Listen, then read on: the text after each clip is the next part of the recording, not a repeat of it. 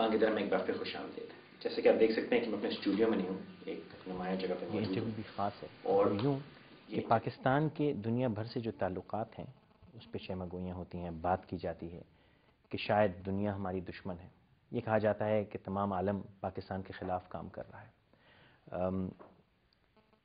शायद इसमें कुछ हकीकत हो, लेकिन मजमूई तौर पे ये नहीं कहा जा सकता कि तमाम मगरबी ममालिक पाकिस्तान की जान के दुश्मन हुए हैं। शायद कुछ कोताहियाँ हमारी हैं और उसके साथ साथ हमें ये देखना है कि कौन कहाँ हमारी मदद कर रहा है। यहाँ पे मैं अंग्रेज़ी में शिफ्ट करूँगा ताकि जो मेरे मेहमान हैं वो समझ सकें। We in generalization assume and accuse the rest of the world, and in particular the Western world, for working against Pakistan. I do not personally feel that's completely true, even if there may be hints of such incidences. What we have to stop and analyze is where there is credence to such accusation, where there isn't. And if there are countries, if there are people, if there are groups, if there are organizations working in Pakistan's interest, it is important to recognize that, to identify it, and see how we can take further advantage from it, and maybe help them help us. If we keep closing doors on the world, we will not move forward. The United Kingdom is one of those countries which has a deep-rooted relationship in the whole region, and in particular with Pakistan as well. And there's a lot of work they are doing in this country, in Pakistan. And today I'm honored to be sitting with His Excellency, the British High Commissioner Adam Thompson. Here with you, Adam. Thank you very much for being here. If I may call you Adam. You may, certainly. Permission. Thank you very much. I'd like to start with the first thing our viewers would want to say is, what the heck am I doing sitting with Adam Thompson asking this informal question? But generally, if we just look at the visa strategies of the world, it seems that Pakistan is being locked and pushed into a corner. Countries are isolating, it seems. It's getting more and more difficult. The Western world, in political statements, seems that they're cutting themselves away from Pakistan. Yet, the efforts British High Commission, the British Council, and your government's making, and I've seen many events where representatives of the government have come here and they've interacted with us, seem exactly the opposite. Looks like you're going in deeper, in fact, working with Pakistan. Shed more light on that. Well, I'm not sure I share the view on visas, and of course I wish... It was a general statement, not... I wish our own visa regime was not as expensive as it has to be. Okay. But you're absolutely right. We are trying to engage more and more with Pakistan and hope that Pakistan will engage more and more with us. It's in both countries' interests. It's not in either country's interest to close itself off, although I think you're a little unkind to Pakistan in suggesting that that is what its foreign policy is doing. But no, you're right, we've had a very steady flow of senior ministers and officials visiting in both directions, and we're keeping that up. And one of the things that you and I, Faisal, are doing this evening is just marking the launch of a new campaign that my mission is running called Celebrating Connections, which is about the wider relationship, not just the governmental one. So I think I can fairly say that at many, many different levels, we are trying to engage, celebrating that engagement, seeking the benefits for both countries of that engagement. You've talked about celebrating connections. I'd come to that in a moment, but I'd take a spin off that in a light-hearted way. You talk, that's a bridge, bridging connections. It's commonly assumed that the United Kingdom serves as a bridge between Pakistan and the United States, or whenever things go sour between the two countries, UK kicks in. And every now and then we've heard your name prop up, but Adam Thompson did that, and Adam Thompson did that. You act, or your government acts as a bridge. Is there credence to that? Is that valid? I wouldn't place too much credence in that, frankly. You know, if you try to get between two important, passionate countries like Pakistan, you become the meat in the sandwich and you get chewed, I think. Rather, we are interested not in pursuing US-Pakistan relations, but focusing on UK-Pakistan relations, looking at what our own relationship is with Pakistan, how strong that is, all the different ties, governmental ones certainly, but people to people even stronger. Okay. 2011 was very interesting in terms of media attacks back and forth between Pakistan and, again, my apologies for invoking US a few times, and I know it may probably making you uncomfortable, so I'm apologizing, but still I have to do it to understand the projects that you're undertaking, and for those watching us to understand. Since the NATO cut-offs, since the souring relationships, one would assume, and there'll be conspiracy theorists out there, that, there are, including myself, maybe, that the whole effort of the British High Commission in Pakistan or the British Council is sort of an eyewash, or again a softener for ongoing relationships between Pakistan and the West, and not us shifting towards China or Russia or in those areas. Well, I mean, first of all, it's not my business to talk about US-Pakistan relations. The United States and Pakistan are going to have to sort it out for themselves, frankly. The second is there's far too much conspiracy theory around, and I think with the greatest of respect, Pakistan and Pakistani TV interviewers spend too much time obsessing about the conspiracy theory and not enough time focusing on just Pakistan getting the job done for itself. You worry too much about the outside world. You need to focus more, if I may suggest so, on fixing the things inside the country and not looking to others. We, in our relationship with Pakistan, are not going to solve Pakistan's problems for it. You're going to have to do that for yourself. What we do think we can bring is some strong and useful friendship, some useful understanding, mutual respect, and a relationship that is mutually beneficial for both sides. Whether that is on narrow security things, which we all spend too much time focusing on, like Afghanistan or terrorism, or on much wider and actually equally important things like growing our respective economies, both of which are in some difficulty, both of which could use help from the other, strengthening our trade, strengthening our people-to-people links, our educational ties, all that much wider agenda. How do you feel Pakistan could benefit your economy, just out of curiosity, on a larger scale? We'd like, we have a target agreed between our two prime ministers of doubling trade. That would enormously benefit us as well as Pakistan. I would like to see more adventurous Pakistani investment in the United Kingdom, and not just, as it tends to be now, British investment in Pakistan. I'm going to take you slightly off course here. When you say encouraging more Pakistani investment in Britain,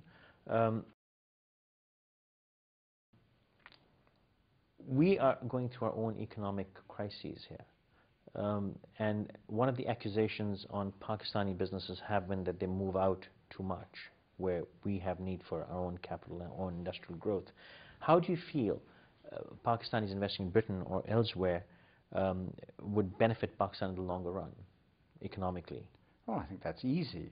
Just as British companies are in the very liberal business environment that Pakistan offers the international community, able to repatriate their profits and thus flourish as a company in Pakistan and do good for the British economy, exactly the same is true and is possible for Pakistani companies in the United Kingdom. There are such companies, but we have seen other South Asian countries, competitors of Pakistan's, being much bolder and more adventurous in their external investments. And external investment can be good for a country. I mean, it's easy for the UK to say that because we're one of the world's great trading nations, but it is true for every other country also, and it can be true for Pakistan. The other countries you refer to, may I take the liberty of saying one of them is India, and who has benefited tremendously from investing in the UK and the West. Am I right in assuming that? That's correct. In fact, I believe I'm right in saying that currently India is Britain's second largest foreign investor. That's amazing, amazing.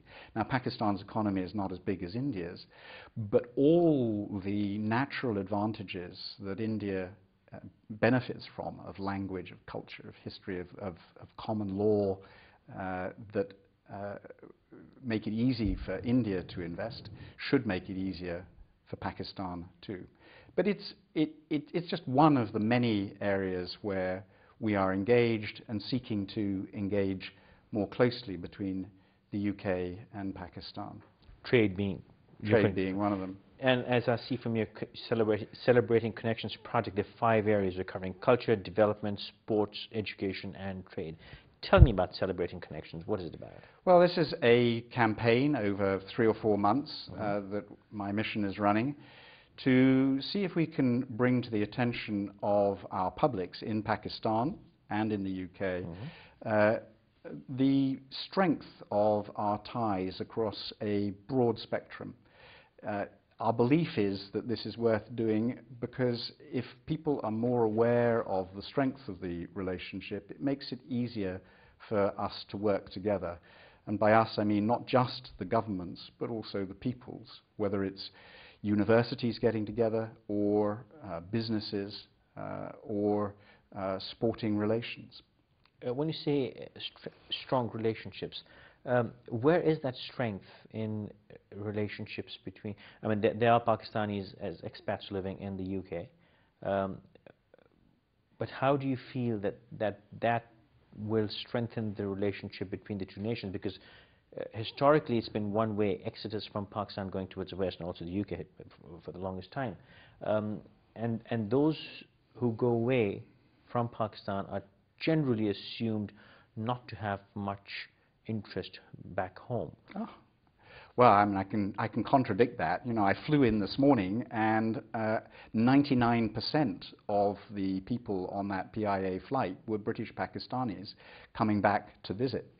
There's tremendous two-way traffic between the two countries, about 1.4 million journeys between the two countries every year. And the British Pakistani community in the UK is the largest permanent Pakistani community overseas. So that's a very substantial people-to-people link, and it makes it a lot easier for the wider British public to understand Pakistan, to sympathize with Pakistan, to celebrate a modern relationship as well as all the historical links. So we get link-ups in education. I think the UK has more to offer Pakistan in the education sector than any other foreign country. But by the same token, we are blessed with about 30,000 Pakistani undergraduates and graduates at any one time studying in the United Kingdom. Proportionately more students from Pakistan than from India or from China, for example. We have sporting links. You have regrettably just thrashed us in cricket, but we can hope to do better in football, and we're beginning to see British Pakistani players moving into top teams in the Premier League, for example. We can celebrate the trade relationship where, I mean, we were talking about investment, but one reason why Pakistan should think about investing in the UK is we're a great springboard into the rest of Europe, and there is no stronger champion for Pakistan in terms of opening up the European Union's market than the United Kingdom. So it's sort of like a gateway. Yeah, exactly. Okay, while we're there, I mean, I was going to ask this later, but let me just ask you this here. UK has been supporting Pakistan tremendously in getting more access to the European Union. Shed more light on that, please. Yeah, I mean, it's a really hard grind because there are lots and lots of very real commercial interests engaged. But our strong belief, which we know is strongly shared in Pakistan by the business community and government, is that what this country most needs is trade rather than aid. We need to see Pakistan on a level playing field with the rest of South Asia, trading into the European Union, and for that matter elsewhere, into North America, for example. So we have fought to persuade our European partners to open up the European Union market to Pakistani goods. The first step has been to make the case for an ad hoc market easing in response to the economic difficulties caused by the disastrous 2010 floods in Pakistan. And that, as I say, it's a hard grind, but we have finally got that through the European Union, the European Parliament, and now, at long last, the World Trade Organization. And I think that on Tuesday the 14th of February we will see the final WTO sign-off on that package. The next step, which we are already at work on inside the European Union, is adjusting the European Union rules for something called GSP+, which is a set of rules governing market access for developing countries, which, because of the way the rules have been drawn, has until now excluded Pakistan. We want Pakistan inside that as soon as possible. We being the United Kingdom. We being the United Kingdom. And if I may ask, why have the rules been such so far that they have excluded Pakistan? It's not been directed at Pakistan. Of that I am satisfied. And these are not rules directed just at South Asia, but globally towards developing countries. But it is Pakistan's misfortune, in a sense, to be just slightly too wealthy per capita to have triggered participation in this scheme earlier on. We want to change that and make sure the rules do include Pakistan. When you say we want to change that, was for a moment like you're going to take no, our per capita down. That'd be scary. We'll just lift the threshold. No. That's the easier way of doing it. And I mean, for the United Kingdom, because of all the ties we have between us and Pakistan, it is extremely important that this amazing country should flourish. It faces very significant challenges. We would like to do what we can to help, in a small way, this country overcome those challenges, because unless Pakistan is flourishing, we are not truly flourishing either. And that applies above all to Pakistan's economy. If Pakistan's economy is flourishing, it is growing, your infrastructure will be expanding, that reinforces the economy, it gives us business opportunities, trade between the two countries will grow. This country, Pakistan, will be a more confident partner for the international community. That can only be good. So focusing on economic growth is a very important part of what we want to do in the relationship. You said if Pakistan's not flourishing, we're not flourishing. I'd like you to talk more on that, because the assumption or the first guess is, why does UK really need Pakistan, the much larger and more stronger partners out there? So why Pakistan specifically? And I'm not saying it's just to create a ripple here, but that's a question people would want an answer for. Well, I think you're too modest in a way. The UK may look like a country far away. I hope our Celebrating Connections campaign will bring us a little bit closer in Pakistani minds. But for the UK, Pakistan does not feel that far away.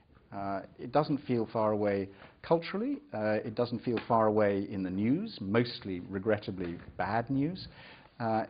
It is, I think, fair to say that if Pakistan is suffering as a state, probably the impacts are felt more in the United Kingdom than in any other country outside the immediate region. This isn't, I'm not just sort of making a point about terrorism, for example.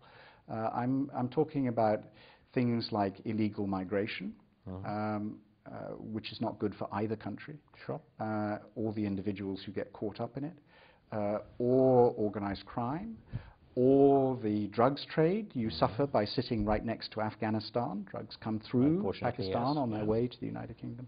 So there are many reasons why, because we are so joined up as two countries, our futures and our fates are tied together too. In good and in bad, in in health good and in in bad, happiness. exactly. For sickness and for health, yes, that's right. I guess it is a deeper marriage than one would assume. I'd like to take a short break here. Adam Thompson, as I can see, the High Commissioner of Britain is here with us.